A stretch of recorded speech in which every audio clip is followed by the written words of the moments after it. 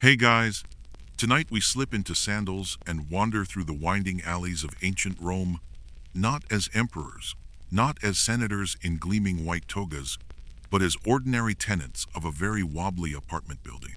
You'll start your day in a cramped, creaking insula, where the walls are thinner than your neighbor's patience and the ceilings aren't exactly OSHA approved.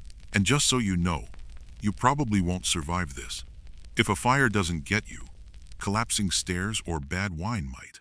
So, before you get comfortable, take a moment to like the video and subscribe, but only if you genuinely enjoy what I do here. And while you're at it, drop your location and the time of day in the comments. I love seeing where and when you're tuning in from. Now, dim the lights. Maybe turn on a fan for that soft background hum. And let's ease into tonight's journey together. You open your eyes and blink at a ceiling that looks like it might blink back. The plaster above is cracked into delicate patterns if you're generous. You could call them Roman mosaics. But in truth, they're just water stains from the upstairs neighbor's leaky amphora. The room smells faintly of smoke, bread, and a hint of last night's lentil stew. Your mattress is stuffed with straw that scratches your skin, and when you shift, the bed frame creaks like an old senator grumbling through a speech. This is an insula, the apartment block of the Roman world. Tall, often 6 or 7 stories, and about as stable as a Jenga tower in an earthquake. Historians tell us that most ordinary Romans lived in these tenements rather than fancy villas. Rent wasn't cheap either. You could easily spend a third of your earnings just to have walls that sort of stayed upright. And unlike today's apartments, these came with no guarantee of running water, reliable fire exits, or even privacy. Imagine a landlord who shrugs and says, if it collapses, well, ave atque vale. The first sounds of morning filter in. The shuffle of feet, someone yelling at a donkey in the street, and a baby wailing 2 doors down. From somewhere above comes the thump of a bucket hitting the floor, followed by your neighbor shouting in Greek, which you understand only partly, but can tell isn't a compliment. The insula is alive, buzzing like a beehive stacked in wood and brick. Every cough, every argument, every sneeze becomes community property. You shuffle toward the tiny window cut into the wall. A weak shaft of light pushes in, carrying the smell of baking bread from a nearby stall and less pleasant odors from the alley below. Chamber pots are technically supposed to be emptied in designated places, but let's just say gravity is the great Roman equalizer. You pull back quickly, grateful you didn't get a morning shower from above. Your floorboards creak as you move, and a mouse darts across, vanishing under a loose tile. That's breakfast sorted for him. For you, it's whatever scrap of bread you saved from yesterday, maybe dipped in watered wine if you're lucky. Romans didn't bother with elaborate breakfasts. The idea was to grab something small and get on with the day. Think of it as the ancient equivalent of gas station coffee and a granola bar. As you chew, you glance around at your room. One corner holds a clay oil lamp, another your single pair of sandals. Against the wall sits a clay jug of water, half full, and dangerously close to becoming a breeding ground for things Pliny the Elder probably wrote about. On the shelf is a little wax tablet, the Roman version of sticky notes. Scribbled across it are reminders. Pay rent, buy olive oil, maybe avoid owing the landlord any favors. The walls are rough, plastered over with a faded reddish wash that flakes when you brush it. Some tenants decorate with crude drawings, ships, gladiators, or something unrecognizable, but probably meant to be romantic. Archaeologists have actually found graffiti like, Successus the Weaver loves the innkeeper's slave girl, which suggests Tinder bios haven't improved much in 2,000 years. Downstairs, someone's grinding grain, the rhythmic scrape echoing up through the beams. Above, you hear footsteps and the distant laughter of kids. The whole structure feels alive, breathing with the lives crammed inside. And yet, there's always danger. Fires were a constant threat. Insulae burned like tinderboxes. Collapses weren't rare either. Historians still argue whether Emperor Augustus's building regulations actually improved safety or were more like PR spin. Don't worry, citizens, your tenement's only slightly less lethal now. As you lean against the wall, it shifts slightly. You tell yourself it's nothing, just the building settling. But then again, settling is a polite way of saying sinking into the mud and preparing to fall. The Romans even had a god, Forculus, supposed to guard doorways. You might want to leave him an offering before the doorframe decides to take a nap on top of you. You decide it's time to get moving. Pulling on your sandals, you step into the narrow corridor outside your door. The hallway is dim, lit only by shafts of morning light from cracks in the wall. A neighbor shuffles past, carrying a basket of onions, nodding a sleepy greeting. Someone else mutters about the price of olive oil going up again, because even in ancient Rome, the cost of groceries was a hot topic. You head for the staircase, your hand trailing along the rough wall. The stairs creak ominously under your weight, a reminder that carpenters weren't exactly overpaid. You move slowly, half listening for the groan of wood that might mean a step giving way. In some insulae, the upper floors were so unstable that landlords rented them for cheaper. Translation: if you're poor, you're also one loose beam away from becoming part of the rubble. By the time you reach the ground floor, you're already sweating, not from exertion, but from sheer nerves. Still, you made it. Outside waits the chaos of Rome itself: noise, smells, colors, and a day that will sweep you along whether you're ready or not. You pause at the threshold, hand on the worn wooden doorframe, and take a breath. The insula groans behind you, as if reminding you not to get too comfortable. Rome is vast, noisy, and magnificent, but your home, such as it is, will always be this creaking, crumbling hive of neighbors, smells, and sounds. You step out into the morning light, sandals tapping on stone, and the world opens wide before you. The sunlight slants across your face as you put one foot on the stair, and the wood beneath you answers with a sound that is definitely less than reassuring. It's not the creak of an old rocking chair, the kind you might find in your grandma's living room. No, this is the groan of a timber that knows its best days are behind it. Welcome to your morning workout, climbing the rickety staircases of a Roman insula. Spoiler alert, you probably won't survive the long-term membership plan. Step by careful step, you move upward. Each landing is narrow, with walls that close in so tightly you can brush both sides with your fingertips. You press against one side when a neighbor barrels down, balancing a basket of figs on her hip. She mutters something about the third floor stinking again. She's not wrong. The higher you go, the less rent you pay, but also the more questionable the air quality. The wealthy will, relatively speaking, take the lower floors. The poor squeeze into the upper ones where the walls are thinner, the wood weaker, and the ceiling beams closer to waving goodbye. You pause at the second landing, peering through a doorway that's been left open. Inside, you glimpse a family huddled around a smoky little hearth. They're cooking a porridge of grain and beans, and the smoke curls up against the ceiling, blackening it. Romans didn't have chimneys as you know them. Smoke just sort of wandered about the room until it found a crack to escape through, or it didn't. Historians still argue whether these smoky interiors contributed more to lung issues than to neighborly complaints, but you can guess the answer each time you cough. The steps creak again as you climb higher, and the smell changes. A sour tang lingers in the air, the legacy of chamber pots that may or may not have been emptied responsibly. The rumor is that landlords encourage tenants to dump waste into pots and chuck them into the street, sometimes without warning. If you're on the 5th floor, gravity does the dirty work.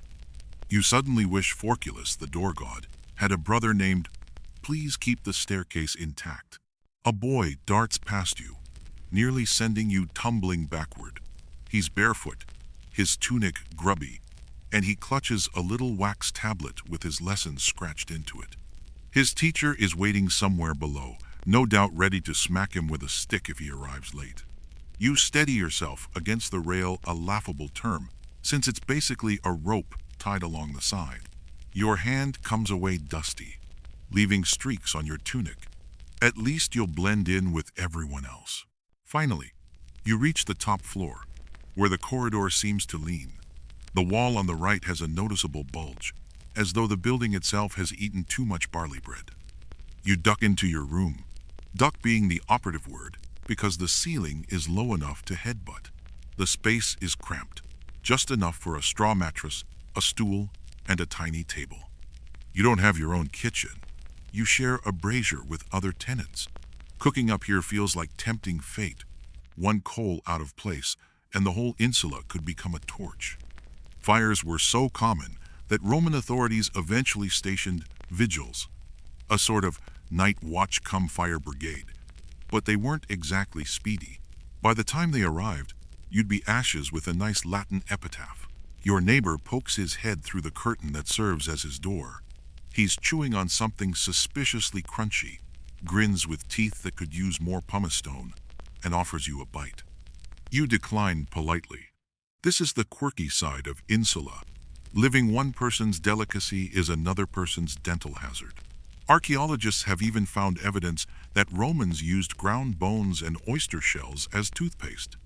Fresh breath? Maybe. Shredded gums? Definitely. From above comes another thud. The uppermost tenants are moving water jars again, and you hear the splash of liquid spilling. Hopefully that's just water, though in Rome you never bet on the obvious answer. You wipe a drop from your forehead and remind yourself, this is home. This teetering stack of bricks and timber, this communal experiment in survival, this place where every groan of the walls makes you wonder if you should have slept outside instead. And yet, there's something oddly comforting about it. You know your neighbors, even if you know more about their bodily functions than you'd like. You know the rhythm of the stairs, the way they bend slightly at the third landing, the sound of the door that always squeaks before dawn. The insula is dangerous, yes, but it's alive just like you, perched up here in its bones, waiting for the city's heartbeat to pull you into the day. The sun creeps a little higher, light filtering through cracks in the plaster. You tighten the strap of your sandal and glance back down the staircase. It looks even more precarious from above. Still, you're heading down. It's either that or stay in this stuffy little room all day listening to neighbors argue about fish sauce. And frankly, you'd rather risk the stairs than listen to one more debate over whether Spanish or African garum tastes better. You grip the rope railing, take a deep breath, and begin the descent. Each step is a negotiation with gravity. Each creak a reminder of how thin the line is between daily routine and disaster. But for now, the stairs hold. For now, the insula tolerates your weight. You smile, because in ancient Rome, surviving the morning staircase is already a small victory. The staircase finally spits you out into the street, and as you steady yourself on the cobblestones, your eyes catch a glimpse across the way, a doorway flanked by polished stone, its bronze hinges glinting in the morning light. You've stumbled into a different universe, the Domus, the townhouse of Rome's wealthy elite. Compared to your insula, this is like trading a rickety treehouse for a marble palace. You lean casually against a wall, trying not to look like you're casing the place, though the doorman, yes, they have one, narrows his eyes anyway. Beyond him stretches a corridor leading into an atrium open to the sky.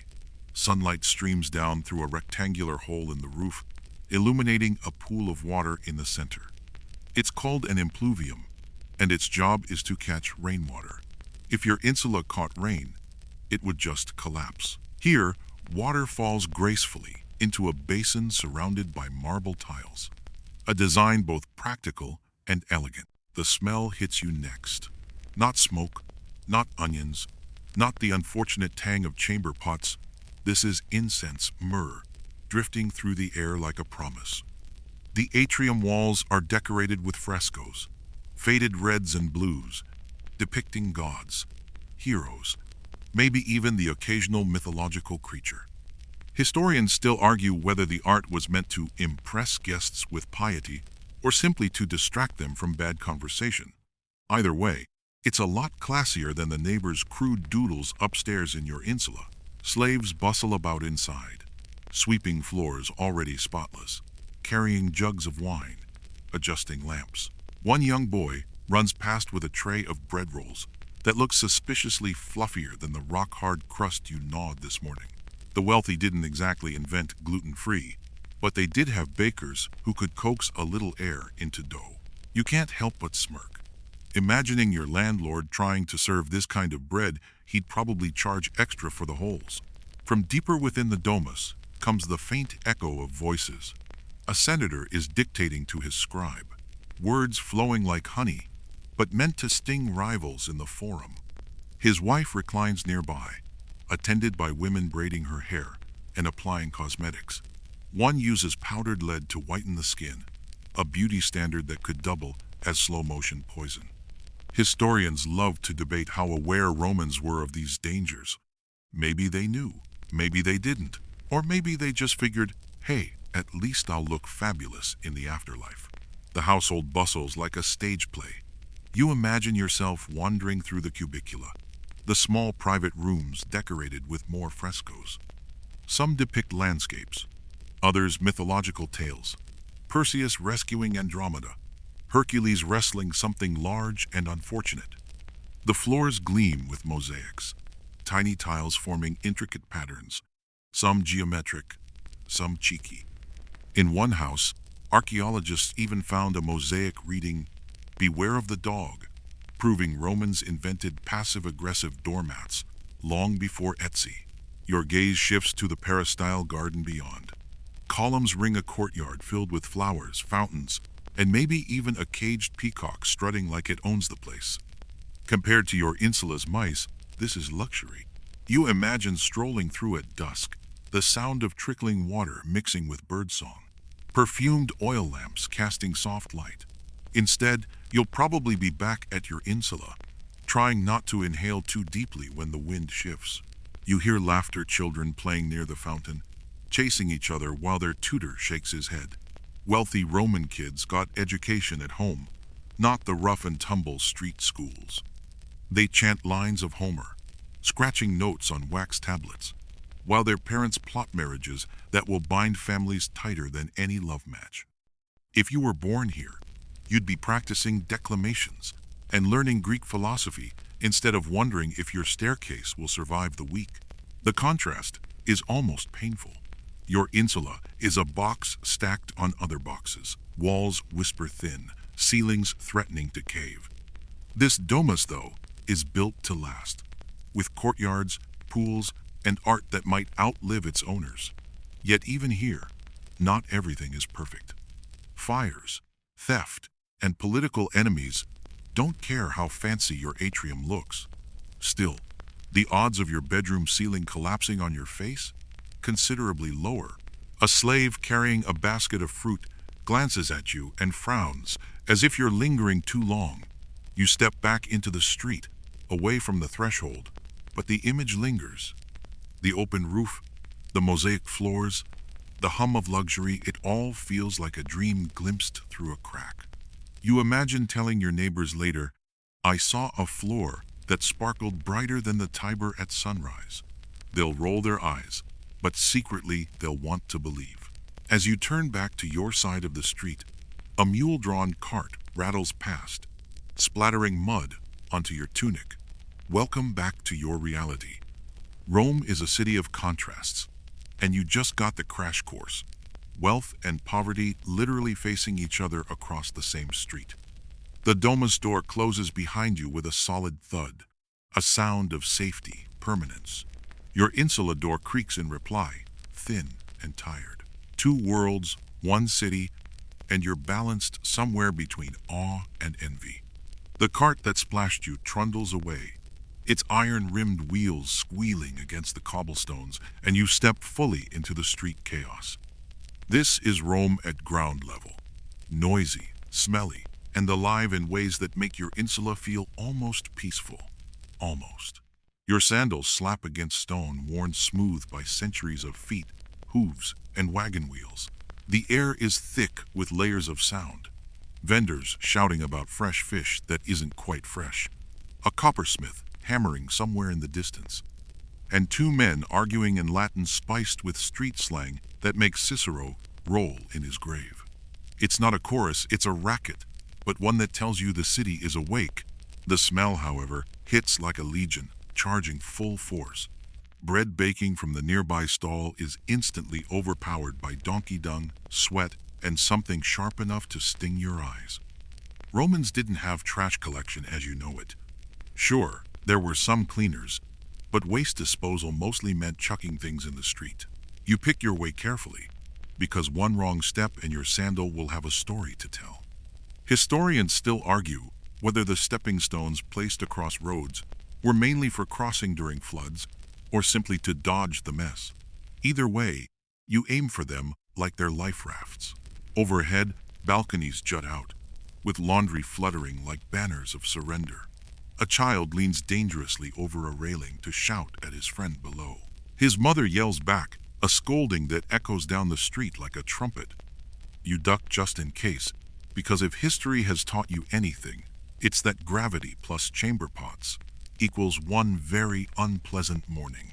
The law technically forbids tossing waste out of windows, but enforcement is about as reliable as your landlord's promises. A beggar reaches out from the shadows, palm open, eyes dull. His tunic is little more than rags, and you catch a glimpse of an amulet strung around his neck, maybe for luck, maybe for protection from the evil eye. You slip past, not unkindly, but with the realization that you could easily be him if fortune shifts.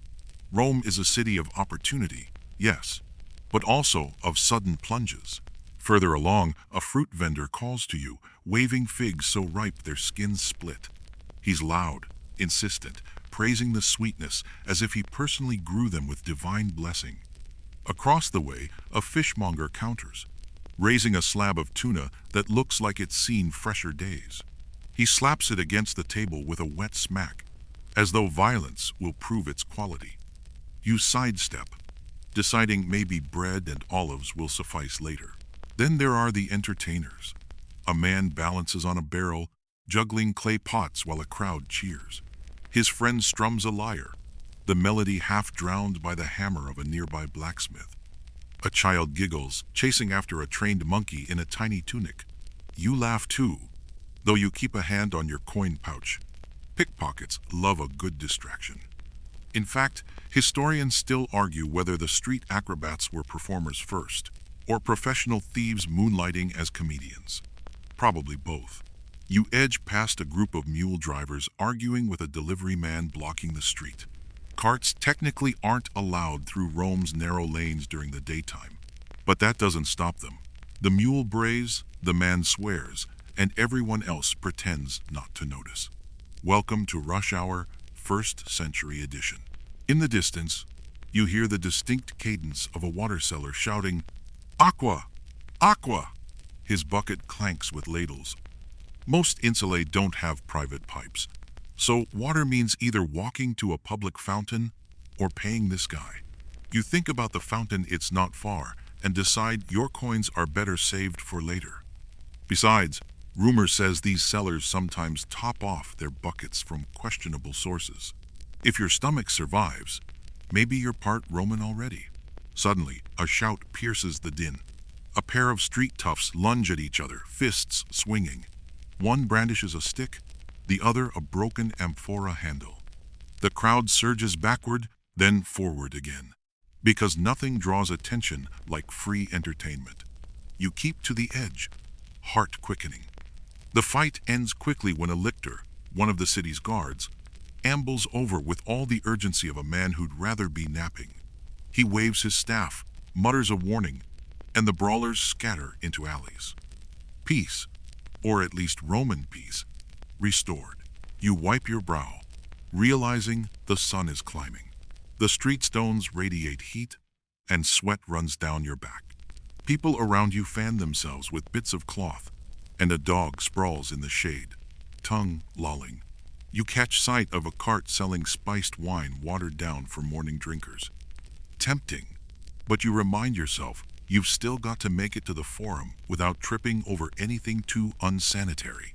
As you step aside to let a line of goats pass, their bells clinking, you notice how the buildings loom overhead.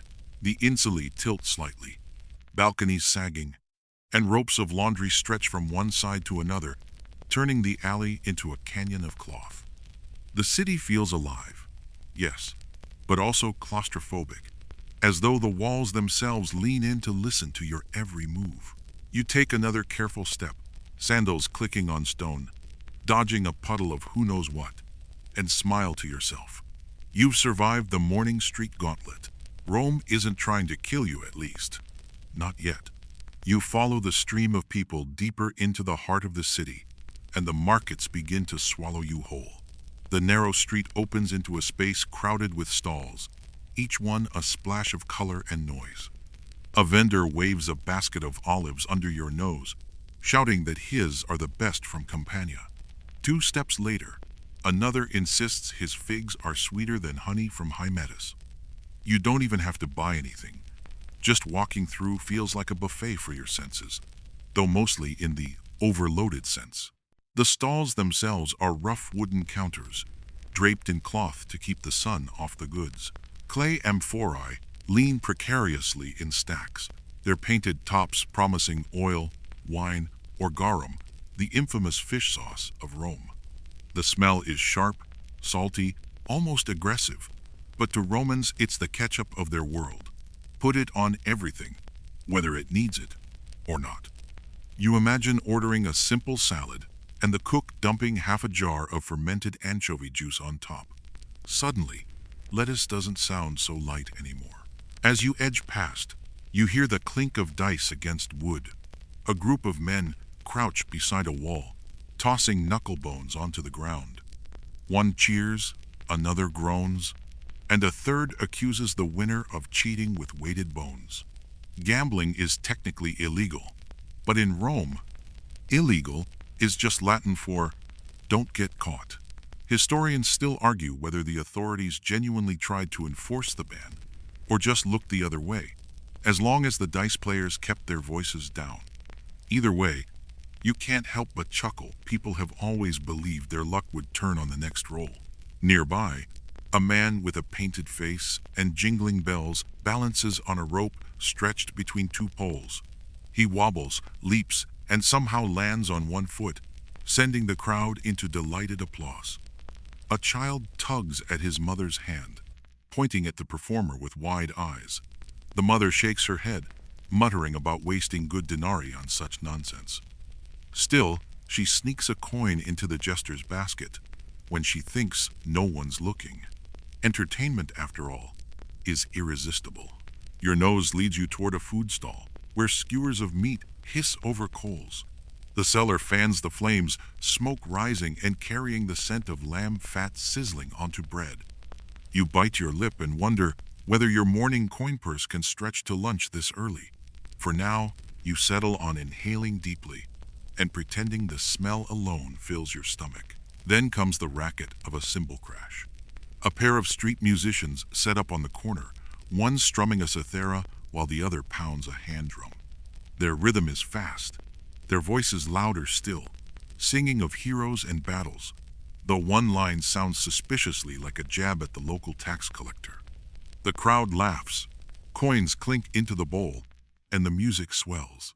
You tap your sandal to the beat, forgetting for a moment the heat, the smells, and the chaos. Not everyone is amused, though. A stern-looking man in a toga stops, frowns, and marches off. Maybe he's offended, maybe he's just late for a meeting, or maybe he simply hates fun. Romans could be both deeply serious and wildly frivolous, often in the same afternoon. It's part of their charm or their hypocrisy, depending on your mood. At the edge of the market, a seller thrusts a cage of birds toward you. Doves flap frantically, feathers drifting into the air. They're for sacrifice, he explains, perfect for an offering at a shrine. You decline politely, though you notice another man eagerly paying for a pair. Religion and daily life, business and belief, everything in Rome overlaps, and the market is where it all collides. You pause near a stall, selling perfumes in tiny glass bottles. The merchant uncorks one and waves it under your nose. The scent is sweet, floral, masking the underlying odor of sweat and sewage that clings to the city. Wealthy women would dab this behind their ears, while men might splash it on to impress at dinner parties. You almost consider buying a drop, but then remember how far that coin might go toward bread or beans. Besides, one sneeze and the perfume's gone. Moving on, you pass a juggler tossing apples, his patter smooth as his throws.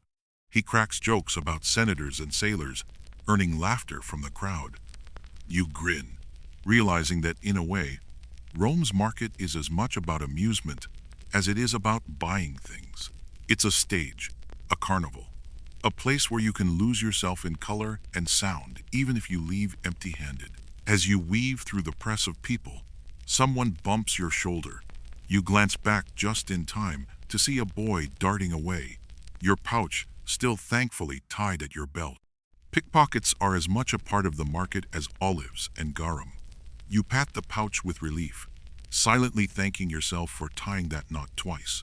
Finally, you emerge from the crush, stepping into a slightly wider street where the crowd thins. Behind you, the market roars on fish, slapping counters, dice rattling, musicians strumming. Ahead lies the promise of Rome's grander distractions, places where the city's appetite for spectacle makes the market look like a warm-up act. You take a deep breath, the chaos still buzzing in your ears, and smile. The day has only just begun. You drift away from the grand temple steps and find yourself back in Rome's narrower lanes, where religion shrinks from spectacle to superstition. Here, the gods aren't robed in marble, they hide in amulets dangling from children's necks, in charms scratched onto lead tablets, in whispered warnings against the evil eye. A mother tugs her child close as you pass, and you notice the tiny pendant tied with a cord around the boy's neck.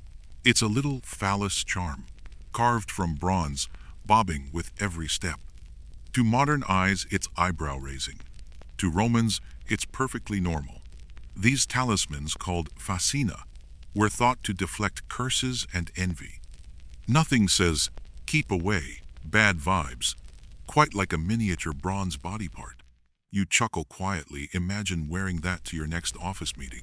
At a street corner, a stall displays rows of amulets, glass beads shimmering blue, carved bone hands showing rude gestures, and tiny figures of Mercury and Fortuna.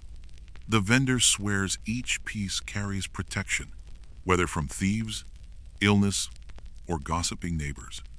You lean in as he points to one particular charm, a clenched fist with a thumb poking out between fingers, the fig sign. He assures you it wards off witches. You buy nothing, but the thought of waving that gesture at your insula's mice almost tempts you.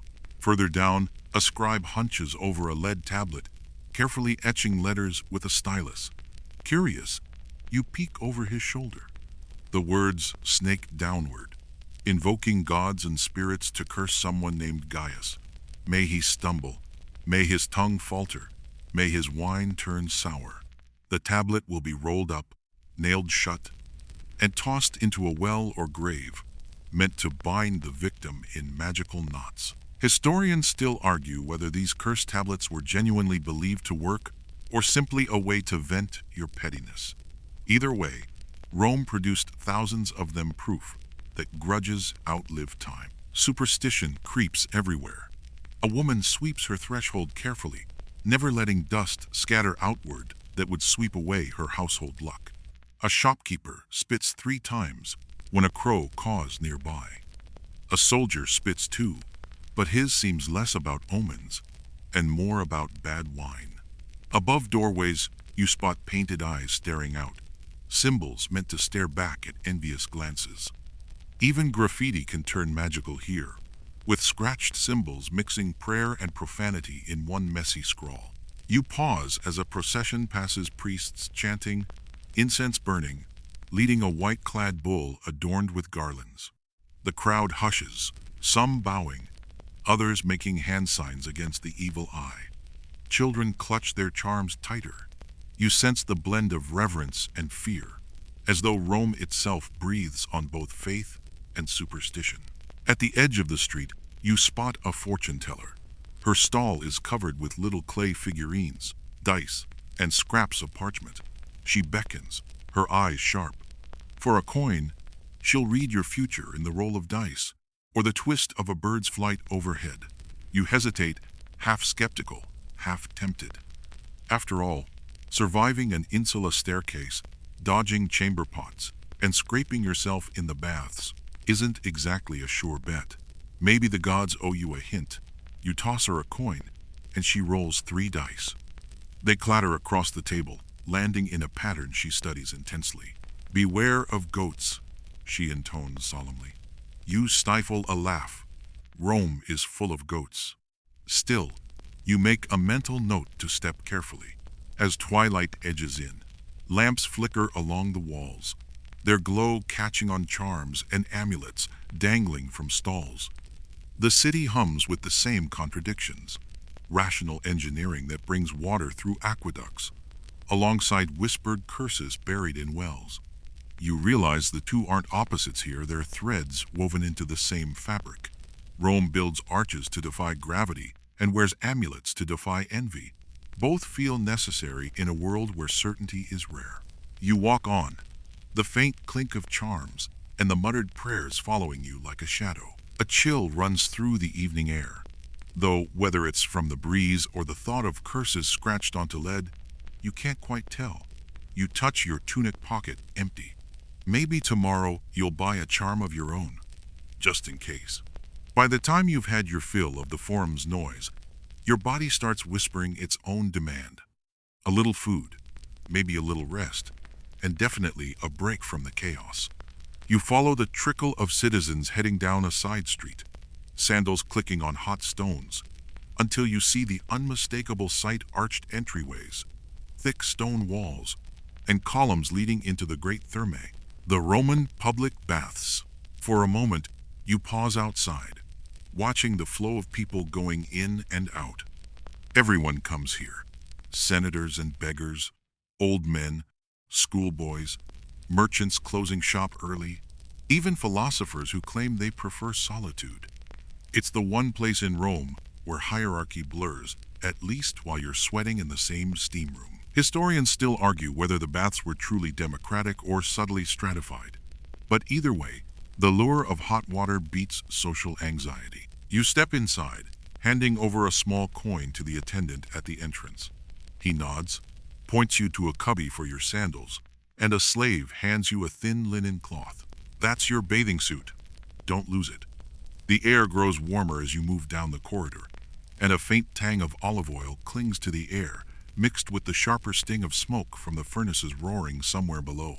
The first stop is the apoditerium, the changing room. Men shuffle in and out, stashing their clothes in wall niches, while servants keep watch or don't, depending on whether they're in the mood to let a thief walk off with your best tunic. You strip down, feeling the stone floor cool against your feet, and clutch your little cloth like it's a shield. A man nearby jokes that he lost his toga once and came out looking like a very embarrassed philosopher. Everyone laughs, because it's funny until it happens to you. From here, you move into the tepidarium, the warm room. The air is heavy, comforting, like stepping into a hug made of mist. Mosaics ripple underfoot, depicting dolphins, tridents, or scenes of Neptune reigning over his watery kingdom. Slaves move quietly, pouring water over marble basins, their footsteps echoing softly. You settle onto a bench, sighing as the warmth seeps into your bones. Conversation hums around you, gossip about gladiators, whispers about politics, complaints about landlords. Even in steam, no one escapes the insula staircase discourse. Next comes the caldarium, the hot room. Here the heat smacks you like an angry baker with a fresh loaf. Steam billows from a pool so hot it tingles your skin as you lower yourself in. The sweat pours instantly, trickling down your back, beating on your forehead. Someone next to you mutters about a senator's scandal, another about prices at the market, and you catch the faint rhythm of a dice game starting in the corner. Gambling isn't just for alleys, it's everywhere, even between sweat drops. When you've had enough of feeling like a boiled cabbage, you stagger out and head to the frigidarium. The cold plunge. The water shocks you, biting your skin, making you gasp. But after the caldarium, it feels like bliss. You sink in, shivering and laughing under your breath, and suddenly, you understand why Romans adored this routine. It's not just cleaning, it's resetting your body, wringing out the day's grime and noise. Once you're done, it's time for the finishing touch, oiling and scraping. A servant offers you a little flask of olive oil, thick and golden. You rub it over your skin, slick and gleaming, then take up a curved metal tool called a strigil. With practiced strokes, you scrape the oil, sweat, and dirt off your body, leaving your skin surprisingly fresh. Historians still debate whether this method was more hygienic or more symbolic, but you have to admit, it beats a sponge bath with cold water from a bucket. All around, the bathhouse pulses with life. Men argue over politics as if their words could shape laws right there in the steam. Young athletes toss a ball back and forth, the splashes echoing. A storyteller holds court near the benches, spinning tales of Hercules and Odysseus to anyone willing to listen. And in the far corner, someone hums a tune, the melody weaving gently through the mist. You stretch, feeling lighter than you did this morning. Sure, your insula could still collapse, the streets could still pelt you with chamber pots, and the forum could still drive you insane with noise. But here, for a moment, Rome feels generous. It gives you warmth, coolness, gossip, even a little dignity scraped off with your strigil. You can almost forget the chaos outside. As you leave, wrapping yourself in your linen cloth and fetching your sandals, the attendant grins and asks if you'll be back tomorrow.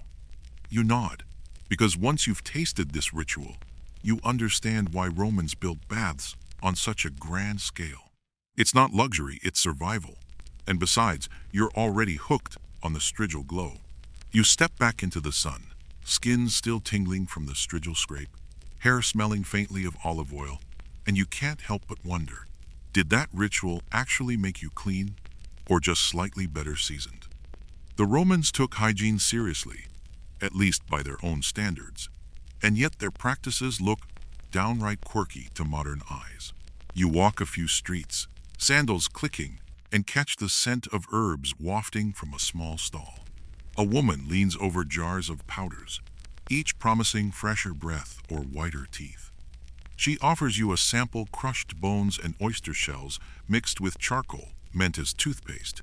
You dip a finger, dab your teeth, and instantly regret the gritty crunch. Romans believed it worked, though historians still argue whether their smiles sparkled or suffered from all that abrasion. Either way, you picture the world's first dental influencer. 10 easy steps to glistening teeth. Step 1. Pulverize a cow. Hygiene in Rome was a curious mix of brilliant engineering and head-scratching home remedies. On one hand, they built aqueducts, those soaring stone giants that carried millions of gallons of water into the city every day. Fountains dotted every neighborhood, spouting clean, cold water. On the other hand, the average insula dweller still fetched it in buckets, carried it upstairs, and hoped it stayed fresher than yesterday's stew. And let's not talk too long about what happened when it flowed back down again. You pause at a crossroads fountain, watching people line up. Women fill jugs, children splash each other, an old man rinses his hands. The water sparkles in the sun, a gift from aqueducts miles away. You dip your hand, splash your face, and feel a cool shock. Rome can smell like a crowded festival gone wrong. But moments like this remind you why the empire thrived. Clean water was life itself. Of course, not everything was so elegant. You pass a public latrine, the kind with a row of stone seats set side by side. There's no privacy, just a long bench with holes. And below it, a continuous stream of water. Romans sat together, chatting about the day while, multitasking. A sponge on a stick, soaked in vinegar water, served as toilet paper, communal and Let's call it character building. Some archaeologists think the vinegar killed germs. Others point out that passing the sponge from person to person was about as hygienic as sharing a toothbrush at a rock concert. But quirks aside, the baths and latrines were daily anchors. Romans believed sweating in a caldarium purged toxins, while scraping off dirt symbolized renewal. Superstitions crept in too. You overhear a man swearing that rubbing goose fat on his skin prevents colds. Another recommends wearing amber beads to ward off disease. Pliny the Elder himself, the great collector of facts, once suggested crocodile dung as sunscreen. You chuckle, remembering the imaginary Roman influencer again. Protect your skin the natural way. Smells awful, but hey, you won't burn. A woman passes by with a little pouch of herbs tied to her neck. She believes it wards off fevers, maybe even curses. Her neighbor swears by garlic, hanging bulbs above the doorway to keep illness away. Rational medicine and magical thinking live side by side here, blending in ways you can almost respect. After all, when half the city crams into smoky insulae, you'll try anything to stay healthy. You pass another bathhouse smaller than the Grand Thermae, but still bustling. Men sit outside, chatting while their hair dries, oil still gleaming on their arms. One boasts that the bathhouse games keep him fit, even as he polishes off a honey cake. Another jokes about scraping away 10 years of age with his strigil, which makes you wonder if strigil-based beauty routines might make a comeback someday. The air grows hotter as you wander, and the smells sharpen. Olive oil, sweat, incense, and the faint tang of sewage from a drain nearby. You realize hygiene wasn't absolute here. It was relative. Compared to your insula room, yes, you're sparkling. Compared to modern plumbing, maybe not. Still, the Romans took pride in ritual cleansing. And if they smelled odd to you, well, you'd smell odd to them too. As the day presses on, you reflect. Rome's hygiene was both astonishingly advanced and delightfully eccentric. Aqueducts, baths, and sewers kept the city alive, even as superstition and odd remedies filled the gaps science hadn't solved. You're cleaner than when you woke in your insula. Though clean is a moving target, one thing is certain: you're less sticky, and that's a victory worth savoring. You leave behind the lingering tang of vinegar-soaked sponges and olive oil, drifting deeper into the streets where the sacred mixes with the ordinary. At a quiet crossroads, a small stone altar rises from the dust. It's not grand like the temples you glimpsed in the Forum.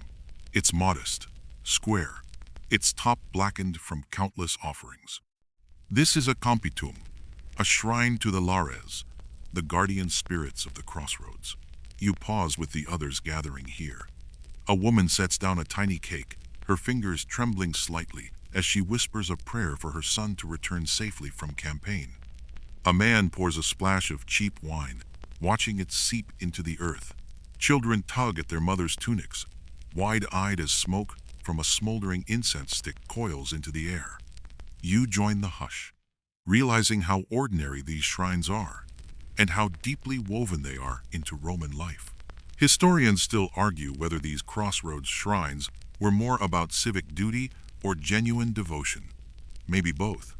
To the average Roman, the lares weren't abstract gods, they were neighbors, protectors, spirits who watched over daily comings and goings. You don't need marble or columns to feel sacred. When a flame flickers in the dusk, someone nudges you to step aside. A priest in simple robes arrives, carrying a basket of offerings, figs, bread, and a little clay figurine. He sets them carefully on the altar, mutters words you can't quite catch, and then sprinkles grains of salt. The crowd bows heads, and for a moment even the noisy city feels still.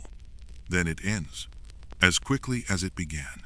People return to errands, voices rise again, and the smell of roasting meat from a nearby stall drifts back into the air. As you move on, you notice more shrines tucked into corners, niches with little statues, some brightly painted, others worn down to vague shapes. At one, Someone has left a garland of flowers wilting in the sun. At another, a scrap of parchment with words scratched on it curls in the heat. Not everyone can afford sacrifices, but even a whispered word at these spots feels like insurance. In a city where your ceiling might collapse or a cart might run you down, a little divine backup never hurts. You duck into a side alley, shaded and cooler. A boy runs past, clutching a small clay lamp etched with a figure of Mercury. His mother calls after him, reminding him to set it before their household shrine at home. Every Roman family keeps a lararium, a tiny altar near the hearth, with painted figures or statuettes of household gods. Each morning and evening, families offer a pinch of incense or a crumb of food. Forgetting to do so is like skipping your phone charger. You might get by, but you risk your world shutting down unexpectedly. The street opens again, and you come upon a gathering of neighbors decorating another compitum. Today is a festival day for the lares, so garlands are strung, oil lamps polished, and extra bread baked. Children squeal as they chase each other around the altar, while elders exchange knowing nods. Someone strums a lyre, the notes light and playful, and a few voices join in song. You catch snippets of conversation. One man swears that ever since he made an offering here, his business has flourished. Another scoffs, muttering that it's just luck. But when a third mentions skipping an offering once and immediately breaking his arm, the group falls into uneasy silence. You smile. Romans might laugh at superstition, but they rarely risk tempting fate. A breeze stirs the smoke of incense, carrying it upward. You tilt your head, watching it dissolve into the sky. The shrines are humble, easy to overlook, but they are the glue binding the neighborhoods together. They remind you that for all Rome's grandeur, the aqueducts, the arches, the baths, the city's real lifeblood is in these little corners where gods and people share bread and smoke. You take a final step away from the altar, blending back into the bustle. The crossroads fades behind you, but the faint smell of incense clings to your tunic. Maybe it's coincidence, maybe not, but the street feels safer, as if unseen eyes follow you with quiet approval. The smell of incense still lingers on your tunic as you drift toward a grander sight.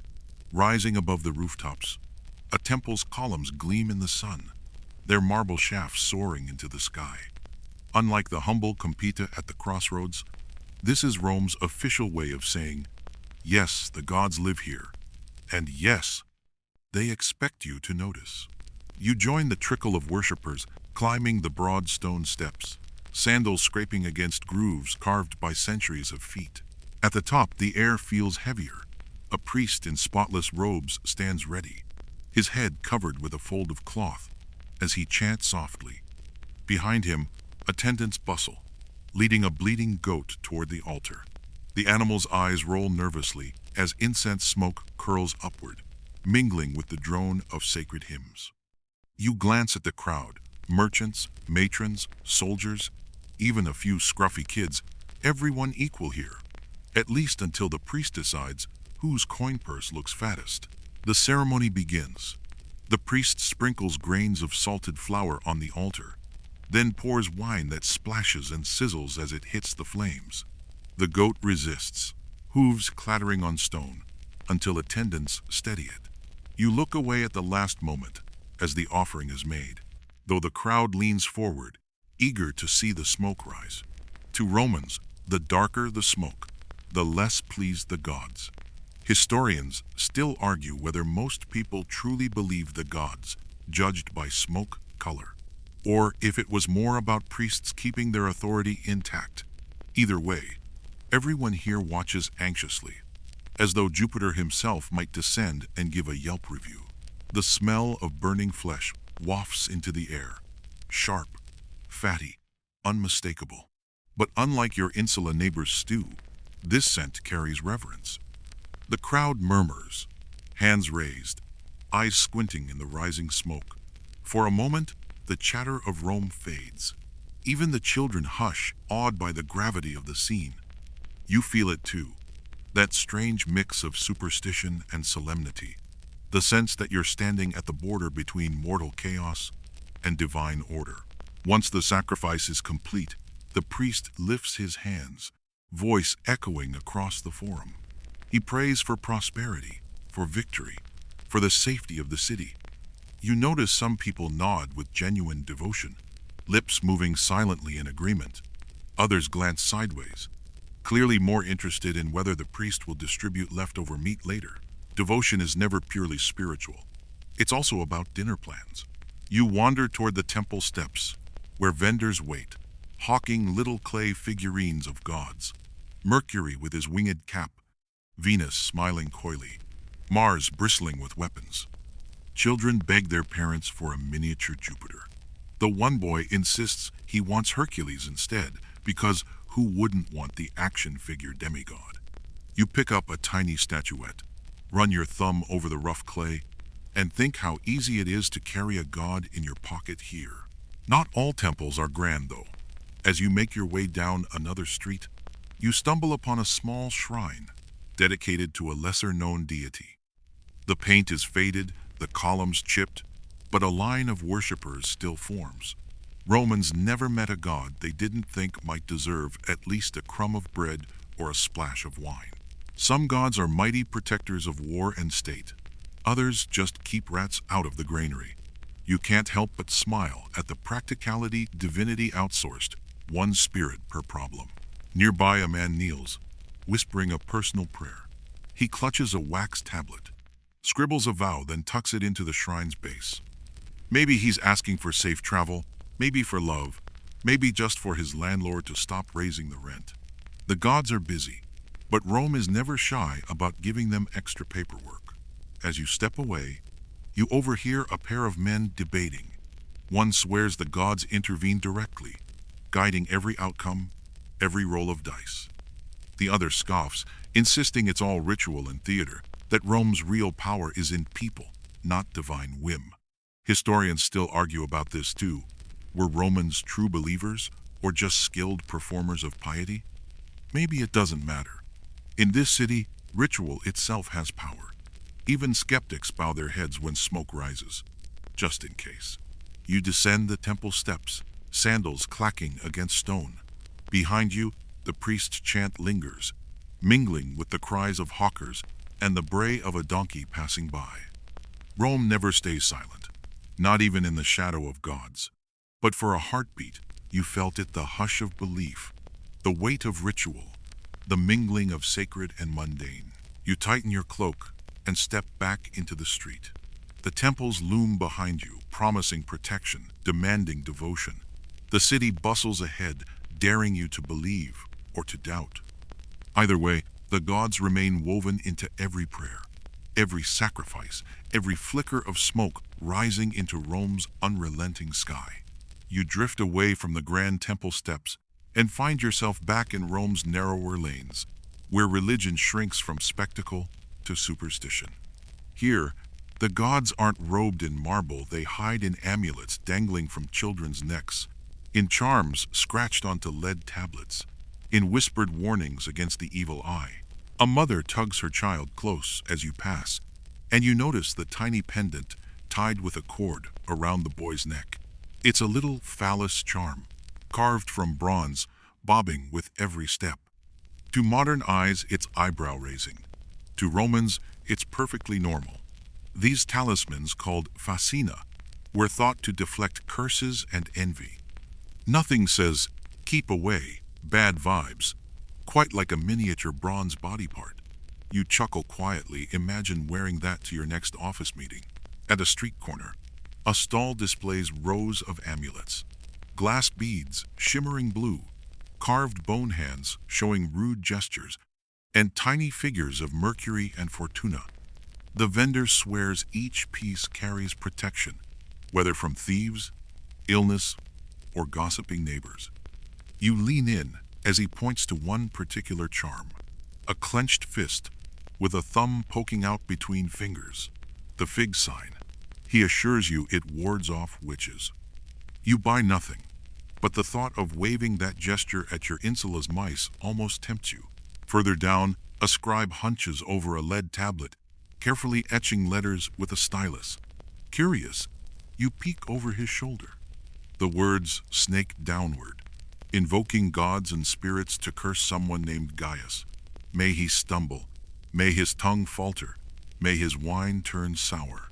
The tablet will be rolled up, nailed shut, and tossed into a well or grave, meant to bind the victim in magical knots. Historians still argue whether these curse tablets were genuinely believed to work or simply a way to vent your pettiness.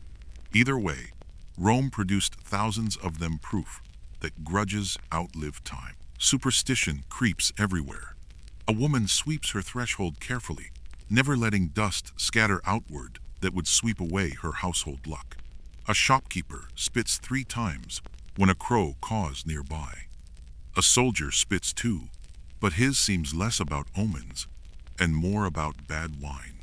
Above doorways, you spot painted eyes staring out, symbols meant to stare back at envious glances.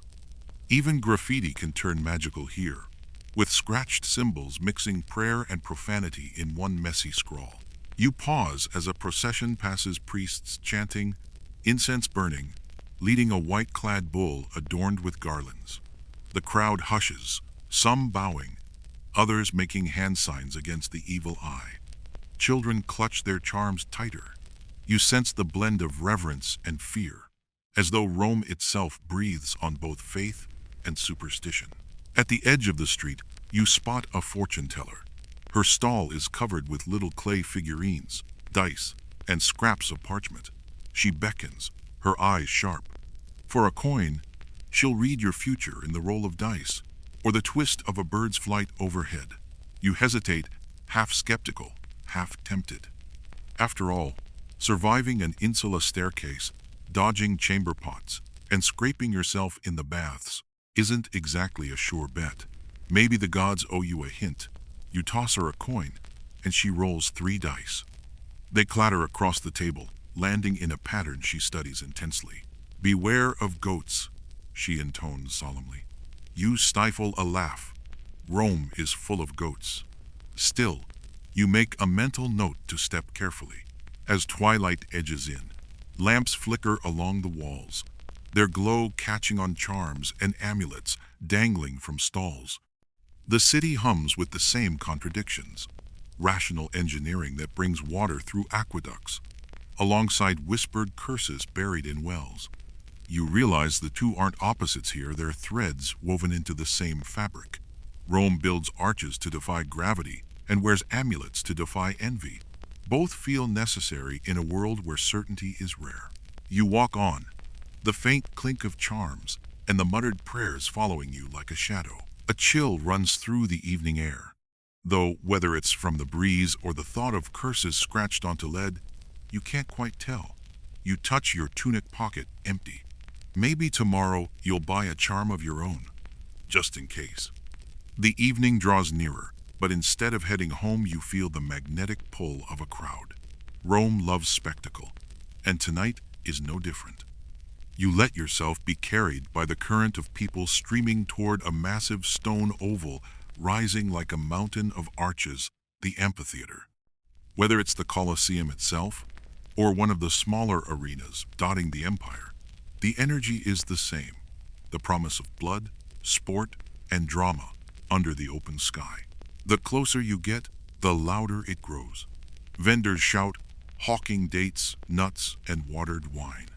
A man offers cushions for rent because sitting on bare stone for hours is as brutal as the games themselves. You slip through an archway, the crowd pressing close, sandals scraping against stone stairs polished smooth by thousands of feet. And then, suddenly, you emerge into the light. The arena opens around you like a bowl of fire, its tiers packed with faces, all buzzing with anticipation. The sand below is raked smooth, golden under the sun. You can still see faint stains darkened into it, reminders of yesterday's entertainments. A trumpet blares, the sound slicing through chatter, and the crowd erupts in cheers. 2 gladiators stride into the arena, helmets gleaming, shields raised, weapons poised. One carries a curved sword, the other a net and trident, the classic pairing of speed and entrapment. The noise swells as they circle, testing each other with feints. You lean forward, heart quickening despite yourself. It's hard not to get swept into the intensity. A clash of steel rings out, sparks fly, and the crowd roars as if their own lives depend on the outcome. Somewhere nearby, a woman screams encouragement, while a boy beats time on the wooden railing. Historians still argue whether the majority of spectators truly loved the gore, or came more for the theater of bravery, honor, and survival. Judging by the faces around you, maybe it's both. A gladiator stumbles, blood trickling from his arm. The other presses advantage, net swirling, trident jabbing. The crowd leans in, voices clamoring, some shouting for mercy, others for death. You notice the strange democracy of it all. Senators in togas and beggars in rags, screaming side by side, united in a single chant. For once, class barriers dissolve into raw emotion. The defeated gladiator raises his finger, signaling surrender. All eyes shift to the sponsor of the games, seated high above in a place of honor. His thumb hovers, the silent power to decide life or death. The crowd hushes for a moment, then surges again, cries split between mercy and execution. Finally, the thumb tilts sideways, sparing the man. Relief ripples through the arena, even as some boo. Disappointed at the lack of finality, you exhale too, realizing you'd been holding your breath. Between matches, entertainers fill the space. A troupe of acrobats tumbles across the sand, forming human pyramids as the crowd claps in rhythm. Exotic animals parade by, an ostrich here, a lion there, chained and snarling. Children gasp, adults crane their necks. You marvel at the sheer logistics, importing beasts from across the empire just to amuse a restless city. It's spectacle as empire propaganda, proof that Rome's reach stretches from the sands of Africa to the forests of Germania. Next, hunters enter with spears, facing down a wild boar released from a cage. The animal charges, tusks glinting, and one hunter is tossed aside like a rag doll. Gasps echo, then cheers as another spearman lands a blow. You shiver, half thrilled, half unsettled. It's both sport and survival, staged for applause. You can't help but think, if this is the afternoon show, what's left for tomorrow? The sun begins to sink, shadows stretching long across the arena. The final bout brings a pair of gladiators matched evenly, their movements sharp and disciplined, more dance than duel. Sweat shines under their armor, weapons clang, and for a moment, time seems suspended. You realize you're watching not just a fight, but a performance honed by training, tradition, and the expectations of thousands. When it ends, the victor raises his weapon, chest heaving, while attendants drag the other man from the sand. The crowd erupts, coins and laurel leaves raining down. The noise vibrates in your bones.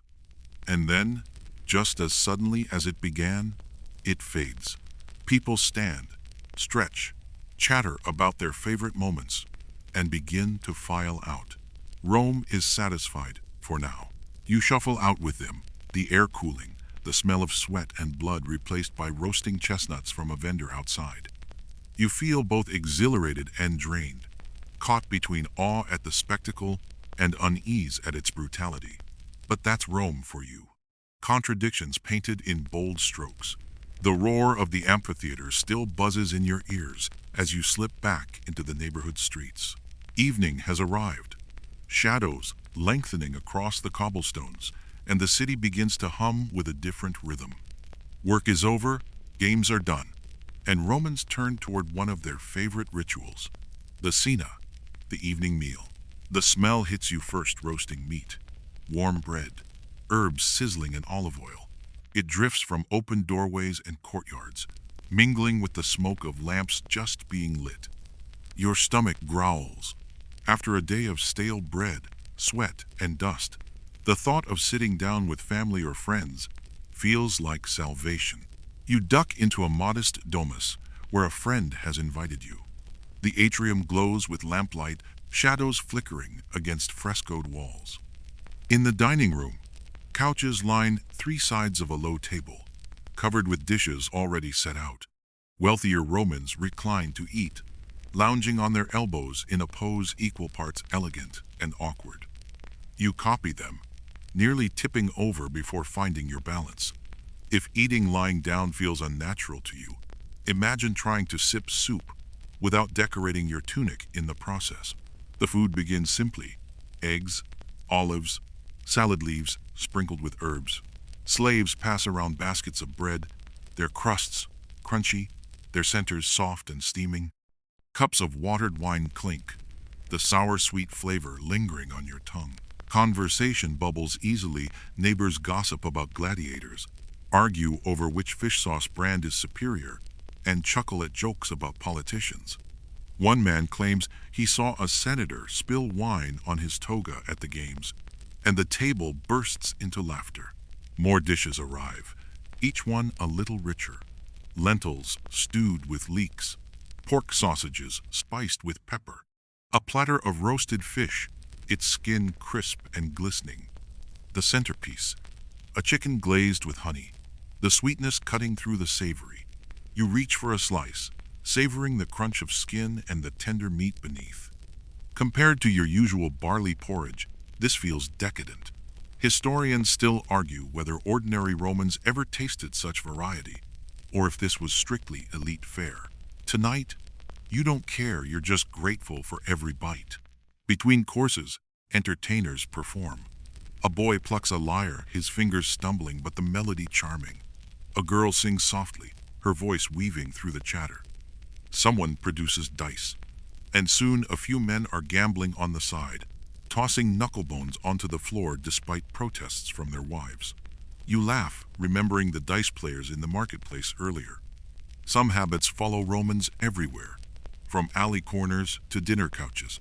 A slave enters with a dish that makes you blink: dormice, fattened, stuffed with nuts and honey, roasted until golden. The table erupts with mixed reactions. Some lean in eagerly, others wrinkle noses. You decide to try one, more out of curiosity than hunger. The flavor surprises you, nutty and sweet, though you quickly chase it with another gulp of wine. Culinary adventure achieved. As the meal winds on, the talk grows looser, the jokes broader, the laughter louder. Someone raises a toast to Fortuna, goddess of luck, and everyone clinks cups. You notice amulets dangling even here. Tucked between tunic folds, superstition doesn't stop at the dinner table. One guest insists his lucky charm is why he won at dice tonight.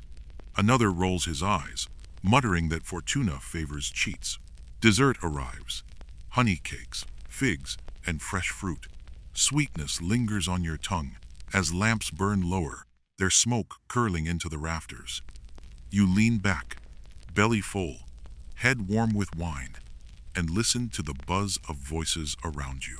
For a moment, the chaos of Rome fades into a cozy blur of laughter, clinking cups, and flickering lamplight. You think back to your morning in the insula, your cautious climb down the stairs, the noise of the forum, the steam of the baths, the smoke of sacrifices. It all funnels into this sharing food, drink, and stories with people who, like you, survive Rome, one day at a time. As the evening deepens, guests begin to drift out, cloaks drawn around shoulders. You stand, stretching stiff legs, and step back into the night.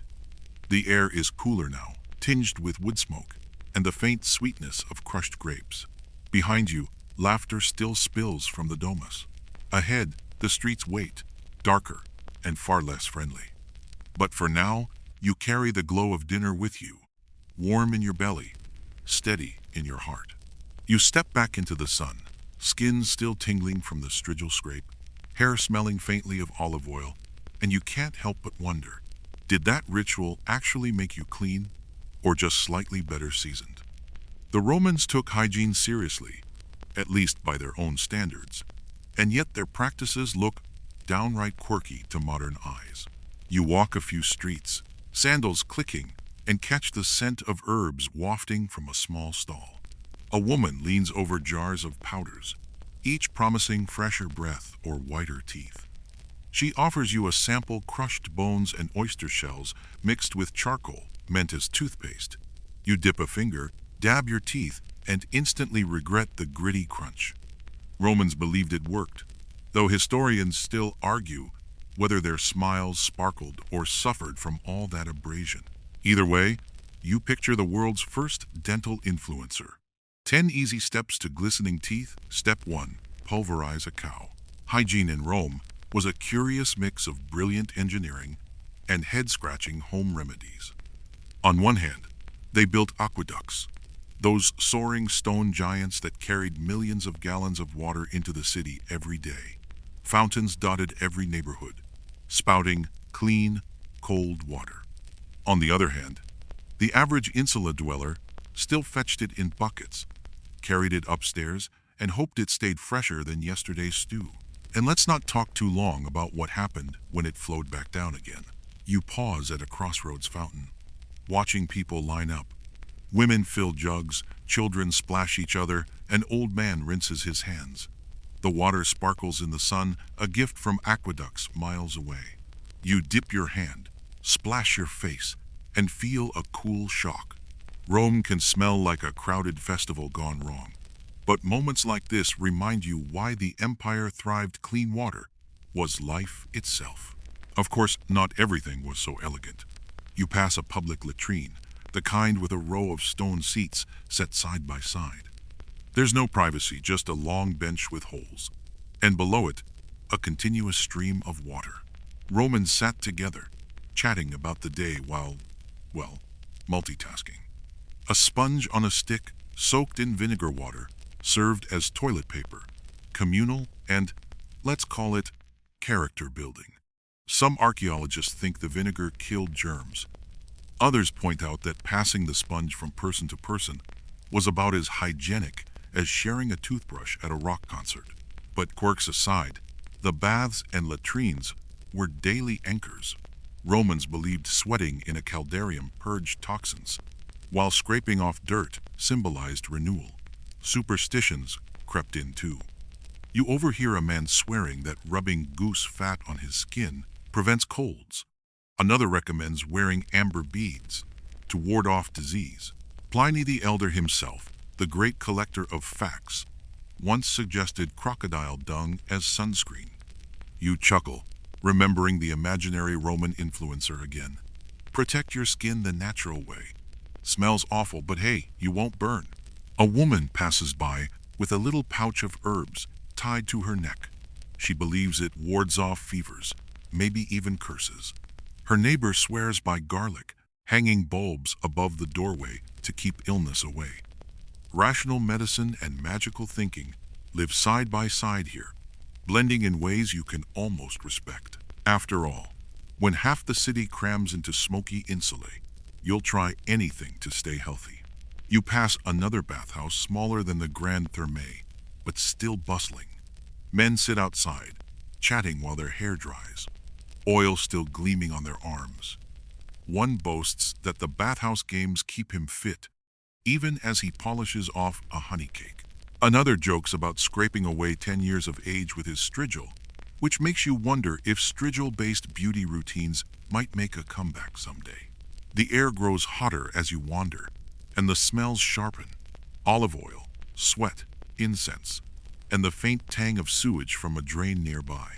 You realize hygiene wasn't absolute here. It was relative. Compared to your insula room, yes, you're sparkling.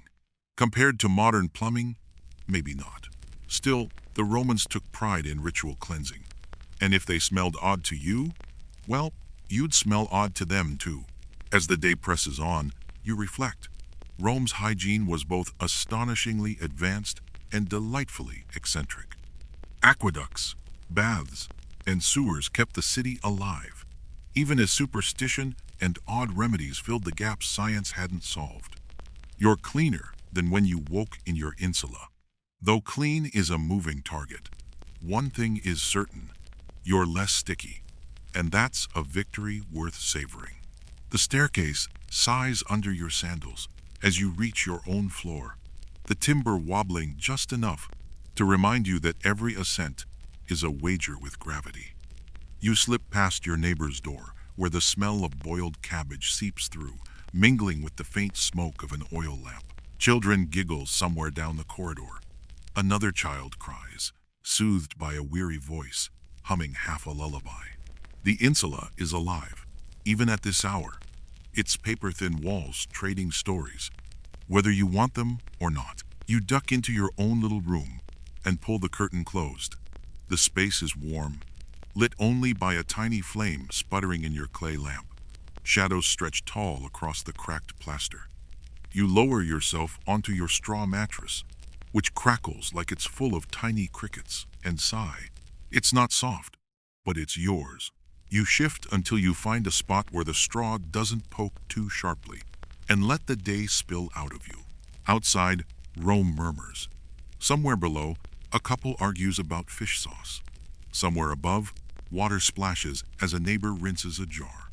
From the street drifts the clop of a donkey's hooves and the faint, drunken chorus of men who've had too much cheap wine. You smile faintly. Rome never sleeps. It just lowers its voice after sundown. You glance at your tiny lararium in the corner, your household shrine.